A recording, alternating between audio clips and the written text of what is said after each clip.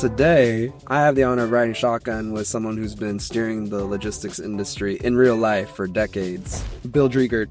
And we are here in sunny San Francisco today. We have quite the show for you. Everything from dropping out of Georgia Tech to start your own race car fabrication company to drag racing, 3 a.m. drag races in Dallas during your high school days. I want to unpack that quite a bit. And just listen to that Alfa Romeo purr. September 8th, we're here in San Francisco with the Supply Chain Insiders team. My name is Michael Berg, and we're joined by employee number 4 from Coyote Logistics to co-founder of Uber Freight and now executive driving the Convoy platform at DAT. That's quite the resume, quite the career. It's basically just one massive highlight reel.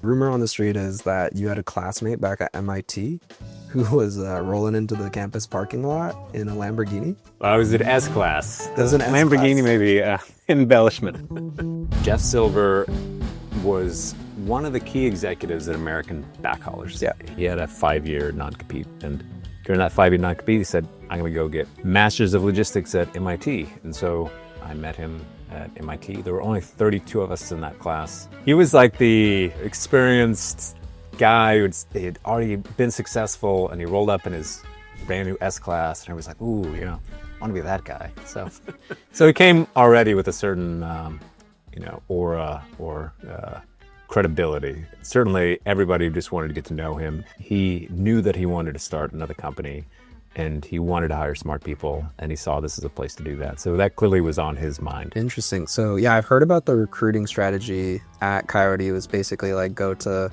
all the different top tier universities that had great supply chain programs and raid the best talent. So he was already thinking about that. Yeah, they had built that model back at American Backhaulers, the idea of bringing people in, training them, you get people that have really learned the business from the ground up, that understand it intimately. That is one thing I think Jeff was very good at, was identifying talent very early on and bringing it into the industry. And you see it today with just where all these alumnus of Coyote have ended up and how they've just spread across the industry.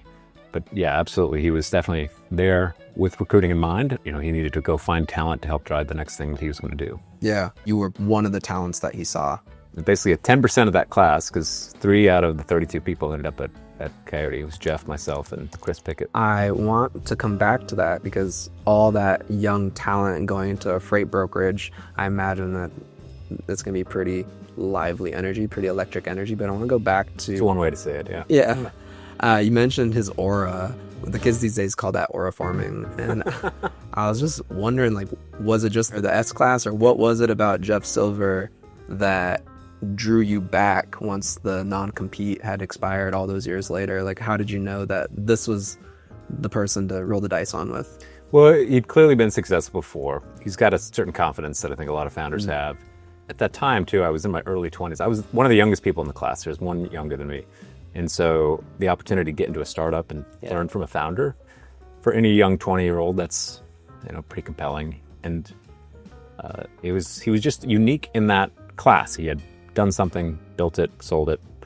He had the resume, and had the proof points, and so that was compelling. But he's the type of person that commands a room too. He's like, I think 6'2", 6'3", very deep voice. Comes in and he commands a certain respect, which I think plays very well in that space in terms of just salesmanship and being able to kind of bring people along. Yeah, let me just drop an octave real quick. Yeah, he has a very deep voice.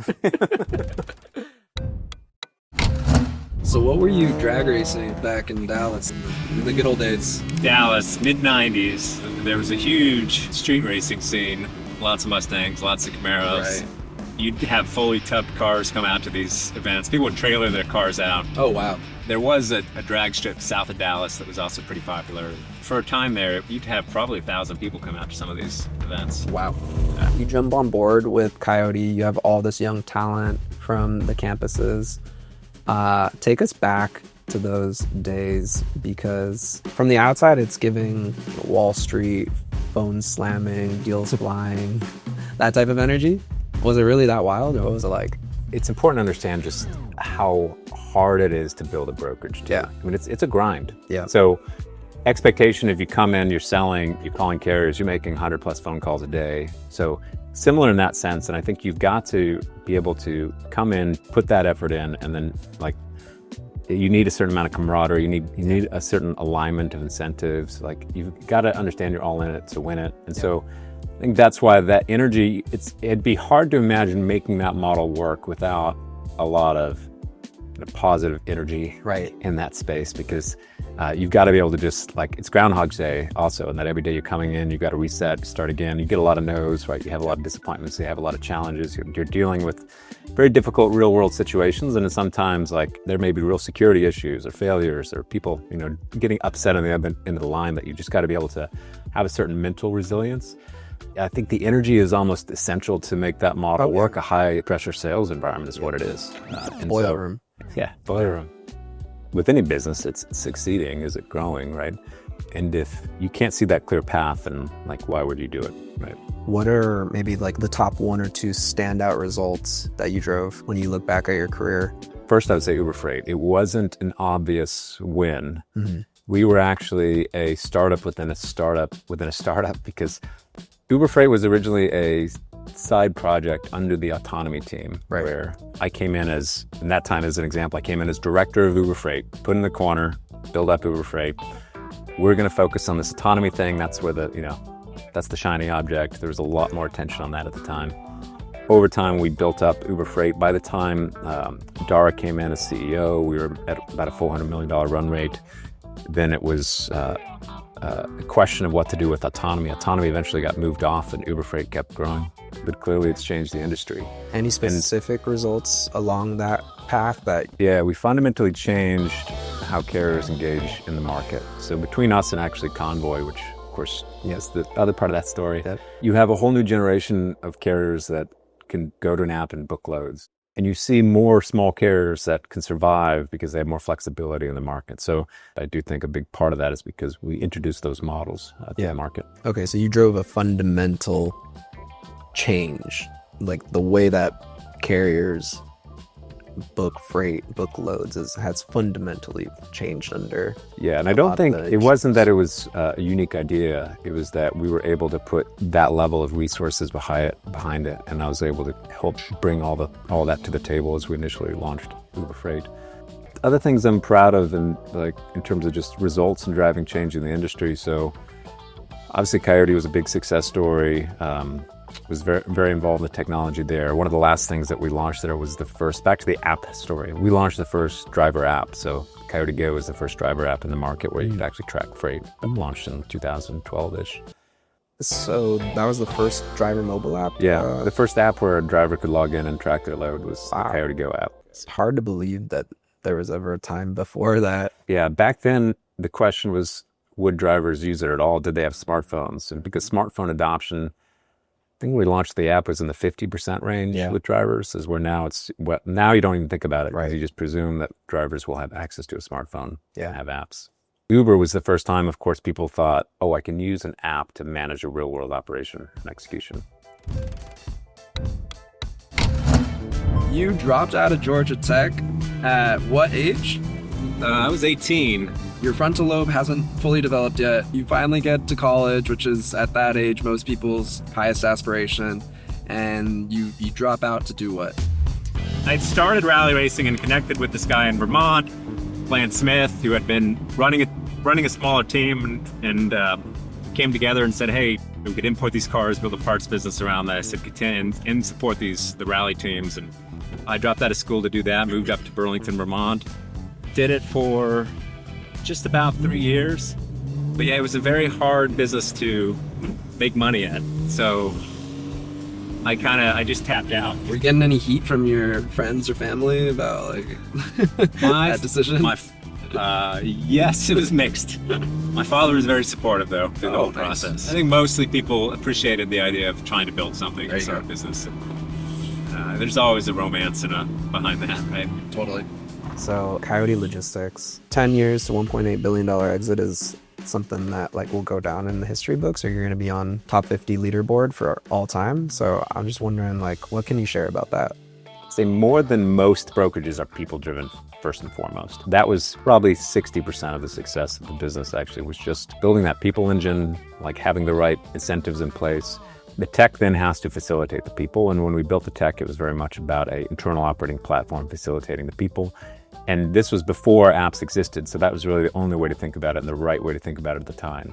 Brokerage, historically, it's been an industry where it's very much you can build a forecast based on, okay, if I hire one seller, they're going to generate X revenue. If I hire one carrier seller, they're going to scale to Y. And this is the adoption curve. Yeah. And I'm just going to feed that engine. And I know if I've got good tooling, I can scale that. A lot of the brokers previous to Coyote were often scaled by their tooling, and that was one thing. Certainly the tech enabled that scale to happen because you needed the tech to be able to coordinate across a 1,000, 2,000 person organization and create a common marketplace. The people were key, and then the second piece to be able to hit acceleration and escape velocity was the tech, because you had to have a good platform to be able to coordinate workflows at scale across a scale organization of brokerage.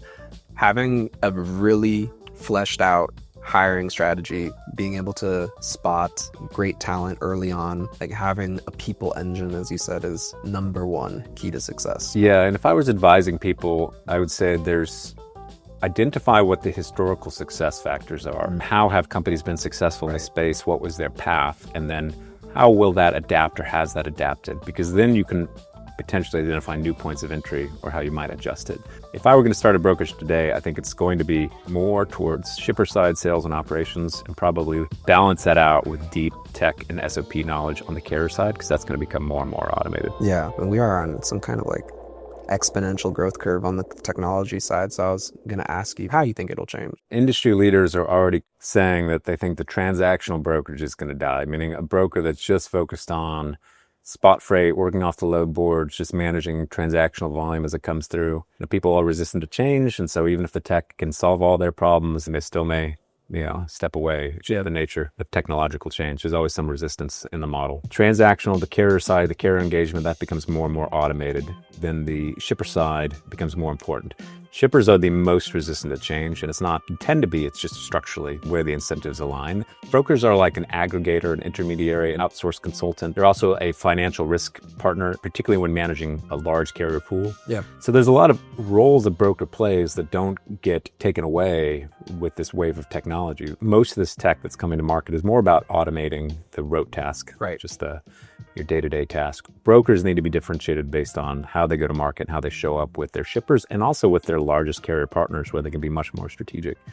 And I think all the back office stuff is just it's gonna be automated away. Well, if I could quickly just plug Pallet, because you basically just validated our whole product thesis.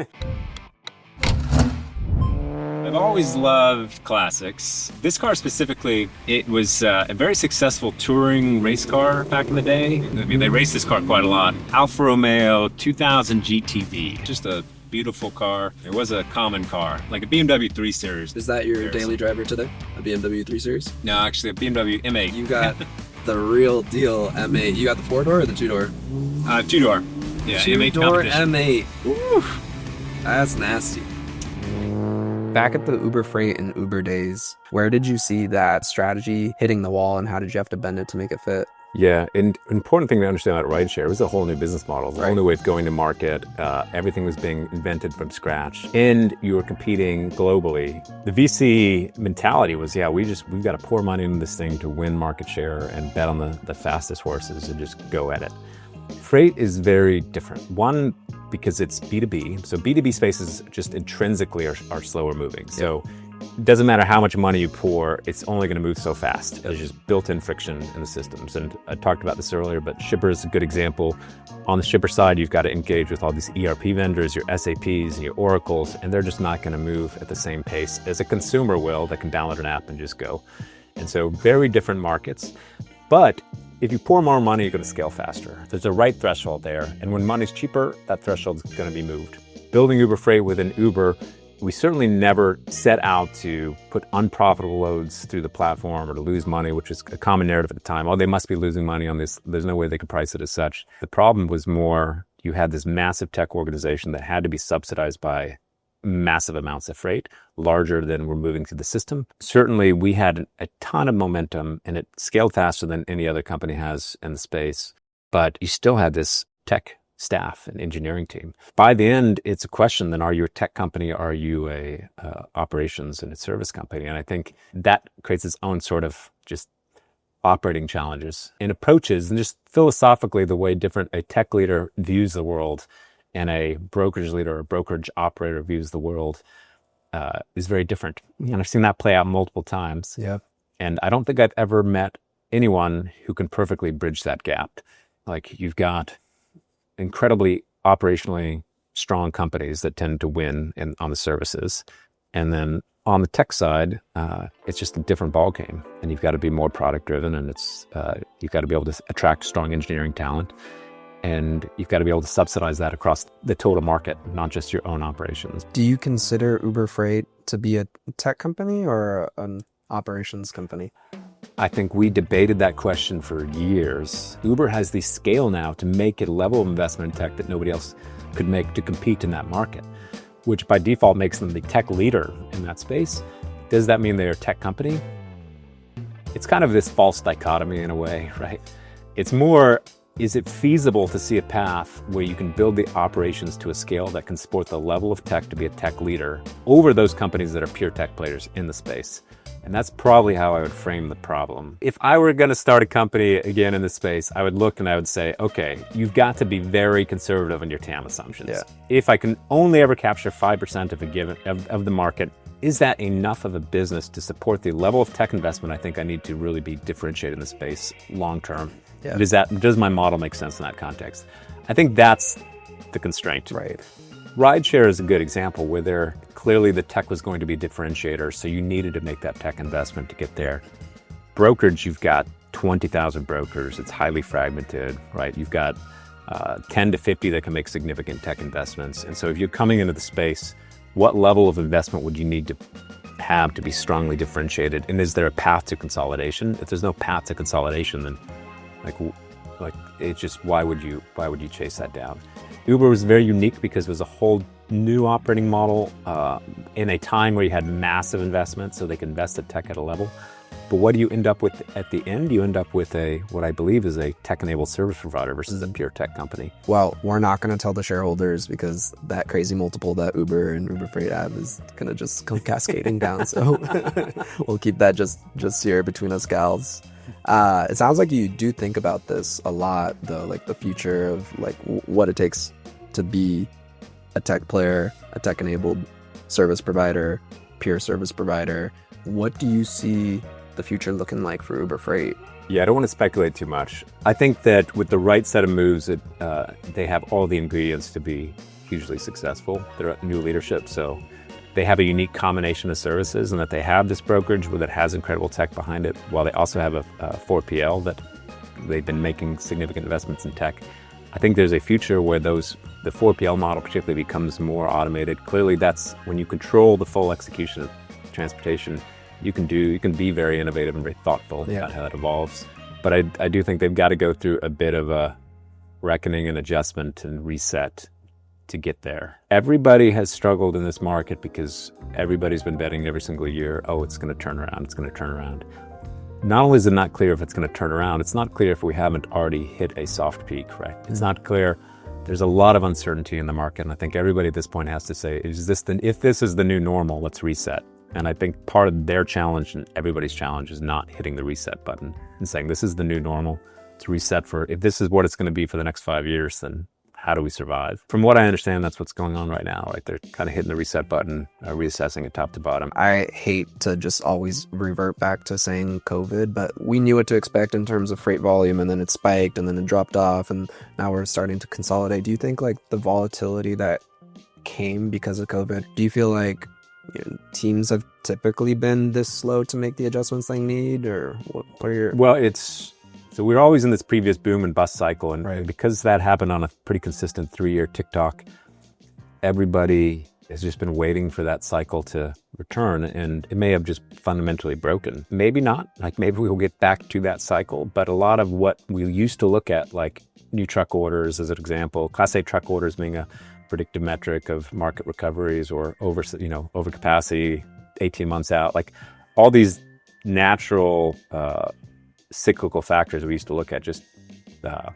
no longer seemed to play out. And so everybody had been in this mindset of, okay, well, 3 years, okay, maybe it's 4 years. All right, we'll just we'll wait this out. If we get to the other side, and I had a lot of those conversations with founders in this space particularly, where it's like, okay, well, we just got to get to the other side. We're clamping down, we're getting lean. The reason we were able to acquire Convoy, right, it was clearly market conditions weren't going to move in their favor. I had a mohawk at one point briefly. You were in a punk rock band, or Yes. you are in a punk rock band? I still play. My daughter's a great bassist now. Musical family. I still play drums. Okay, so you're a drummer. Yeah. It's punk. It was punk. These days, I'll play whatever. Fortunately, I don't think I have any pictures from those years. I don't believe that. I'm I'm not- pretty sure we could dig up some photos. Well, this is pre-social media, so they're definitely not online. I think you'd have to go to my father's house and go into the attic and dig through boxes to find those photos. My team is already on it. All right, so let's switch gears here for a second. Running Convoy Platform at DAT. This story is anything but ordinary, anything but linear. 2023, the brokerage arm of Convoy shuts down. People are basically writing it off, right? And then you enter the chat. You rebuild it with transparency, with trust. It's repositioned as a neutral platform. Next thing you know, $250 million exit. I can neither confirm nor deny the price. There's a lot to unpack there. What were the first two things that you knew you needed to get done and accomplish in order to have that kind of success? Yeah, Turnaround. So back to the people. We had to rehire all the people because if you can imagine, Convoy shut down. You had all these incredible engineers and leaders that have been driving that for 8 years, and all of a sudden they find out overnight like nothing is going to come of it. So you can imagine how impactful that was to them. Then we had 24 hours to make a decision on whether or not we wanted to move forward with the deal. 24 hours? They had 24 hours to find a buyer, and very few companies can move that quick, so we were able to move quickly, make a deal. So getting the right team on board was priority number one, making sure we had people that could run this, operate it, turn it back on. We talked about this earlier, but it's also one of those key crux moments where you find out like who are the believers, the true believers that want to see a next phase for this tech. Yeah. And we were able to, as a result, get those true believers back on board and build an incredibly high quality team to bring this back to market. So that was, one was getting the people, find the first customer, get somebody, let's get it back on. Fortunately, I was able to close our first customer during the transaction because they have good relationships with a lot of the Convoy customers. My goal was understanding what the market would be, how we build a viable business. So more than anything was how do we take what we bought now and build a viable business out of that? And what are the paths to do that? Originally, we looked at 3 paths. We said we could go back and we could be a broker, much as Convoy was. Yep. We could go to shippers and build a business. And we had all the data, so I could look and I say which customers were profitable, which weren't. That was the focus. And then on the other side was this broker question where I was already of the mind that we needed to be a pure tech company. Dan Lewis, the founder of Convoy, was incredibly gracious to this whole process and also believed that and said, I think this is where I would go if I were going to build this again. Let's focus on the brokerage side. And then within a matter of months, it was no more than 2 months, we said, okay, let's not do shippers at all. Clearly there's a positive market reaction to this and there's an opportunity here. And again, being a pure tech company, I think this is where the opportunity is. Let's double down on this and scale it. That really happened mid-year 2024. Yeah. And then we didn't really start to scale that till Q4 of 2024. And then, of course, this all happened, 2 quarters later. Wow, that's quick. It's a very quick turnaround. Okay, so there was a shared vision of making this a tech play because there was a little bit of maybe ambiguity before that or maybe some other decisions. But I do want to back up for a moment because most of the public had already written it off. What did you see that everyone else was missing? And how did you know that this was the play that you wanted to put your chips on? I saw this through the development of Uber Freight and Convoy. We went head to head, of course, for many years. I always believed Convoy's product was cleaner in the sense of they were more tech-oriented and product-oriented in terms of how they built the product out. I knew that tech was solid, and I knew that there could be a business there. And having been intimately familiar with Uber Freight, I also knew how, in my mind, I would think about packaging that in different ways. I had a clear vision of what to do with the tech. And again, a clear vision, but not a perfect vision, because we, as I just discussed, we refined it and we changed our path. Right. But certainly the broker opportunity was one that seemed clear. The $1 billion had been invested in building out this company. Right. And so that tech had been dog fooded within a brokerage and refined. Thousands of hours of dog fooding within a functioning brokerage that resulted in a very refined product, and a product that carriers loved and that gets results, and like it works. Absolutely. You've been part of traditional brokerages and the next evolution of a brokerage. Why do you think that historically the traditional brokerage model has proven to be like more consistent in terms of achieving profitability? And what do you think the digital brokers need to catch on to in order to like have more consistent success? Yeah, I think the digital broker model as it existed 6 years ago doesn't exist today, and that the two primary players, Convoy and Uber Freight, are effectively out of the market. And then Translix, LoadSmart, others have refactored their whole business as well. It gets back to that earlier question of tech versus operations, where Convoy is the perfect example. There was a profitable broker in there. If they had just shed everything else and just focused on building a brokerage with the similar overhead to a brokerage, but with the tech behind it, would have been a very good business. It would not have been a business that justified the valuation that they had at peak. And it would not have been a business that probably would have satisfied their investors at that point in time in terms of how they were thinking about it, which I think was the conundrum that they had. But there was a business there that you could have had a very profitable, successful brokerage. You could not have invested in tech at the same level. You probably could not continue to keep pace or retain as much of the tech talent. But there was a profitable broker there. And similarly at Uber Freight, if you shed all the pieces, there's a very good broker underneath that. I still think the fundamental issue is that in each of these cases, you often do have a profitable brokerage. You just have a very large overhead to support to continue to be a tech leader in the space. Yeah. All that tech investment, all those high expectations. It's just maybe not always realistic. Sometimes we just need to chill out a little bit. Yeah. Yeah, D-Dart 63. Nice. Yeah. The polar bear head in the back. I don't know what that was about. What's been your favorite car that you've owned if it's not this one? Well, this probably is my favorite. So did you teach your daughter how to drive stick in this? She has not learned to drive yet. She loves this car and has asked me all the time if she can learn to drive stick in this, but it won't be this car. She does appreciate older cars. We bought her an old Dodge truck as her first car. 1987 Dodge Ram Charger, and I love it. So you're a music family and a car family. The music was more easily taken up by the family. The cars have taken kind of continual reinforcement. If history is any kind of indication of what's to come, I don't think this is where you stop. What's next for you and what's next for the Convoy platform at DAT? DAT has just gone through a pretty dramatic transformation. Jeff, the CEO in seat right now, has been on a mission to basically push DAT in the future to be a tech organization. We've made 3 acquisitions now with Outgo, Trucker Tools, and Convoy, which has shifted the executive team, the set of capabilities, and we have this formula and this mix of talent now because you have the tribal knowledge that comes with the legacy DAT employees and all the capabilities they bring to bear, as well as new tech talent and brokerage veterans such as myself we have coming in with the tech view. And there's clearly opportunity to do big things over the next 4 to 5 years at DAT. So the Convoy platform journey certainly is not done. We are a tech company. We are driving the future of marketplaces. We are automating every step of that marketplace. These things come together very naturally. I think we're at this very pivotal moment of technology. So what comes next for me? Well, certainly in the near term, it's going to be pushing this vision because it's very exciting for what we're going to be able to do. Because you have a mature product in Convoy platform plugging in with the most mature market. Also, you have this whole new suite of capabilities that DAT has added.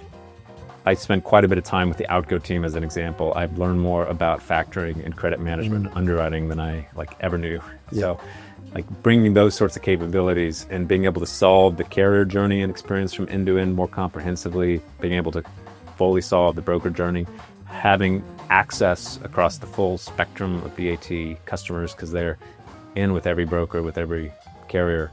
Like, there's no better place to drive that next phase of tech than at DAT, which is exciting. And coming in from the outside, like, we were positioning Convoy as a competitor to DAT, but clearly there's so much more opportunity being part of DAT, Right. and bring these things together.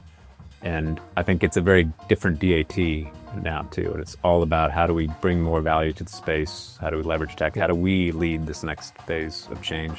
Yep. Well, I speak for the entire community when I say we are very excited to see what kind of developments continue to manifest under the leadership with the Convoy and DAT teams. The more technology that is embedded into the ecosystem and the industry, the more everybody wins. So we thank you for everything that you're doing over there, and we're looking forward to... Yeah, I would tell anybody it's going to be a very different company. It's a new DAT. Yeah. I think DAT historically has gotten a bad rap at times, and some of it deserved. They've gone through different phases. It's a 47-year-old company. So Yeah. just as we were talking about earlier, every company goes through its ups and downs and adjustments. And right now we're in the middle of a renaissance. A renaissance. Yes, a renaissance for DAT. What can you tell us, without completely incriminating yourself, maybe some of the wildest stories back then? As much as I enjoyed it, I was also very adverse to getting corralled. You could be very strategic in how you position your exit routes. I was thoughtful about like where you were, what are the exit routes, where's the action taking place. And if it got too crowded or you didn't feel you could get out easily, I would always work my way to the outside. There were days where I would be there till the sun came up. Really? Yeah. Are you ready? Okay, whenever you both are ready, action.